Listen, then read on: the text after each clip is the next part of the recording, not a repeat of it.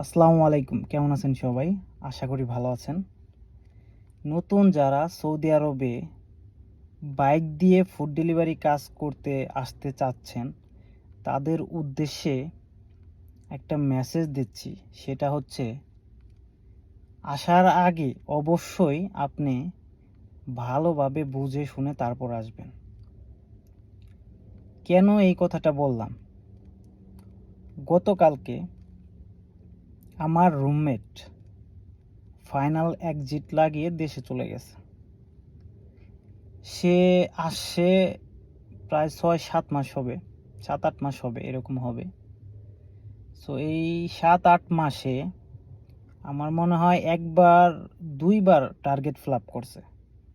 আর Saudi আরবে যে food delivery কাজটা আছে, এটা কিন্তু আপনার টার্গেট ভিত্তিকই হয়ে থাকে বেশিরভাগ।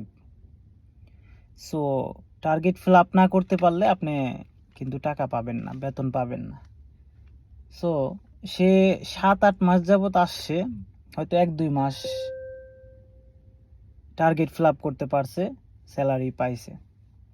আর কিন্তু এই যে ৫-৬ মাস সে কোনো স্যালারি পায় নাই, মানে টার্গেট ফ্লাপ করতে পারে নাই। টার্গেট ফ্লাপ করতে না পারলে তো আর স্যালারি দিবে না। এর মধ্যে আবার ২-৩ বার অ্যাক্সিডেন্টও হয়েছে। হ্যাঁ, সো আবার জরিমানাও খাইছে অনেক। সো সব কিছু মিলিয়ে আসলে কাজটা তার সাথে অ্যাডজাস্ট হইতেছিল না।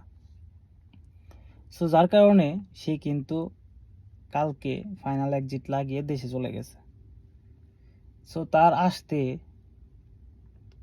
৫ থেকে ৬ লাখ টাকার মতো লাগছে। আবার এই যে ৫-৬-৭ মাস এখানে বইসা খাইছে, থাকছে, সমস্ত কিছু কিন্তু আবার বাসার থেকে নিয়ে আইসা তারপরে এটা খাইছে, থাকছে। সো এই যে জিনিসটা দেখেন, ৬-৭ লাখ টাকা খরচ হয়ে গেছে তার প্রায়। সে কালকে এক্সিট লাগিয়ে চলে গেছে দেশে। সো এই যে এটা যদি আগে সে আর একটু বুঝে আসতো, তাইলে কিন্তু এই সমস্যাটা হইতো না। সো আমরা এই যে দেখি নতুন যারা আসে, তারা আসলে এই জিনিসটা বুঝে আসে না যে এটা কিন্তু বিদেশ, বাহিরের একটা দেশ, এটা আমাদের দেশের মতো না। বাইক যারা চালাইতে পারি, আমরা অনেক ভালো চালাইতে পারি, বাট এটা প্রবাসে আসলে দেশেই এটা রিক্স। এটা বাইক দিয়ে কাজ, এটা আমরা জানি, এটা রিক্সই। আসলে রিক্স যায় নেই, কিন্তু আসতে হয়। আসলে যে নিয়ে আসে সৌদি আরব, যার মাধ্যমে আসে, সে কতটুকু বলে জানি না, বা তার যতটুকু মনে হয় বলার ততটুকু বলে। কিন্তু যারা আসেন, যারা আসবেন, তারা অবশ্যই এটা নিজের মাইন্ডে রাখবেন যে এটা বাহিরের দেশ, এইখানের রুটগুলো অন্যরকম, রুটের সিস্টেমগুলো অন্যরকম, স্পিড লিমিটগুলো অনেক বেশি। সো এইগুলা মাথায় যদি সেট আপ করতে পারেন, তাহলেই আমি মনে করব যে আপনি আসেন। আদারওয়াইজ এগুলো যদি মেনে চলতে না পারেন, তাহলে আপনার জন্য এই ফুড ডেলিভারি কাজটা না। আসলে বাইক দিয়ে ফুড ডেলিভারি কাজটা আসলে অনেক রিস্কি। এটা আমিও আগে করছি, আমিও ৮-৯ মাস বাইক দিয়ে ফুড ডেলিভারি দিছি। সো বর্তমানে আমি গাড়ি নিছি। দেখতেছি এটা প্রচণ্ড পরিমাণে রিস্ক সৌদি আরবে, ঠিক আছে? সো যারা আসবেন, অবশ্যই ভালোভাবে বুঝে শুনে তারপরে আসবেন।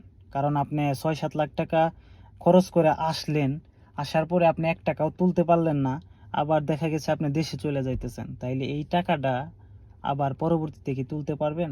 তুলতে পারবেন না।